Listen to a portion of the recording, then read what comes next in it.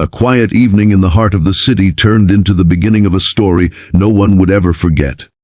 It started with one sentence, spoken softly yet with such weight that it froze the air in the room. "He looks like your lost son."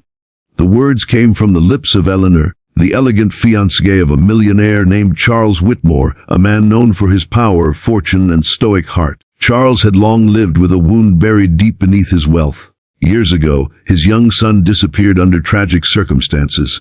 Despite years of searching, endless private investigators, and sleepless nights, the boy was never found. The pain left Charles distant and hardened, though he never admitted it to anyone. Eleanor, who loved him dearly, knew his heart carried this emptiness. And then, one afternoon during a charity event at a children's hospital, she spotted a boy in the hallway with piercing blue eyes and a familiar dimpled smile. He couldn't have been more than 12. Something about him was uncanny. She turned to Charles, whose face drained of all color the moment his eyes landed on the boy. The child's name was Daniel. He was quiet, withdrawn, yet polite, and lived in the hospital's care after being found abandoned years earlier. Doctors said he had survived with no memory of his earliest life, only fragments of fear, shadows, and a scar across his arm. Eleanor whispered again, this time with tears, "Charles, he looks like your lost son." Charles tried to dismiss it. After all, thousands of children resembled each other. But that night, his thoughts wouldn't let him sleep. The next day he returned to the hospital. He watched Daniel from afar, seeing how the boy laughed shyly when other children shared toys, how his gaze lingered on families who visited. And then it happened. Daniel turned, and their eyes met. Charles felt something strike deep within him, a recognition no science could explain. Still, doubt gnawed at him. Was this a cruel coincidence, or could fate truly be so mysterious? He decided to spend more time with Daniel. He brought books, toys, even asked to sponsor his treatments. Slowly the boy opened up. Charles learned that Daniel loved chess, the very same game Charles used to play with his missing son. One evening, as they sat at a chessboard, Daniel unknowingly repeated a phrase Charles used to whisper years ago. "The knight always protects the king." The words pierced him like lightning. Eleanor, watching closely, grew emotional. She urged Charles to consider a DNA test, but Charles hesitated. What if it wasn't true? What if hope destroyed him once again? He had built walls to survive heartbreak, and opening them risked shattering him beyond repair. Yet, deep down, he knew he had to face the truth. The DNA results arrived days later. Charles held the envelope with trembling hands. He had prepared himself for disappointment. But as the paper unfolded, tears blurred his vision. Positive. Daniel was indeed his son. The boy who had been lost, abandoned, wandering in a world that forgot him was his flesh and blood. The hospital explained what little they knew. Years ago, Daniel had been found wandering a roadside, malnourished and frightened, unable to explain where he came from. He had scars that hinted at neglect and trauma.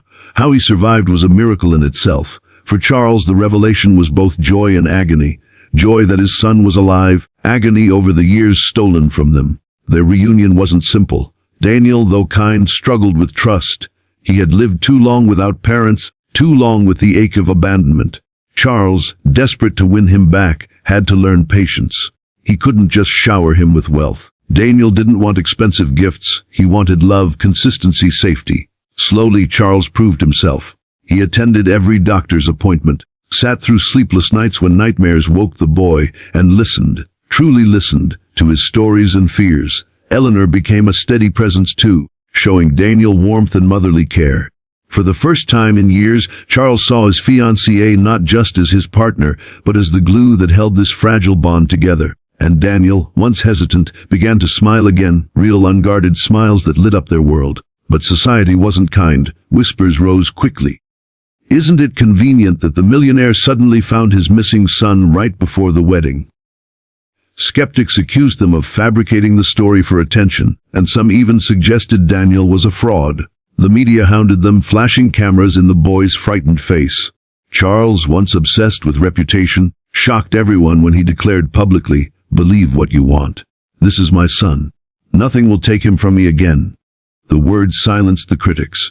For the first time, Charles wasn't speaking as a businessman, but as a father. The world began to see not a millionaire protecting his legacy, but a man protecting his child. As weeks turned into months, a transformation took place. Daniel grew healthier, stronger, and began to call Charles Dad without hesitation. One evening, while Eleanor tucked him into bed, Daniel asked shyly, "Will you stay with me forever?" Charles, his voice breaking, replied, "Forever and beyond, my son." What happened next shocked everyone. Instead of resuming his high-powered corporate life, Charles stepped away from the limelight. He founded a foundation to help abandoned and lost children, vowing no parent would suffer as he had, and no child would grow up alone like Daniel. Eleanor stood proudly beside him, no longer just a fiancée, but a soon-to-be stepmother ready to give her heart fully. The story spread far beyond their city, inspiring families, healing hearts, and reminding the world that love can rise from the deepest wounds. Charles and Daniel weren't just reunited.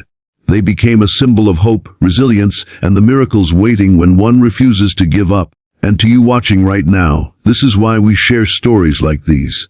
Because sometimes life gives second chances, even when the world tells you it's impossible.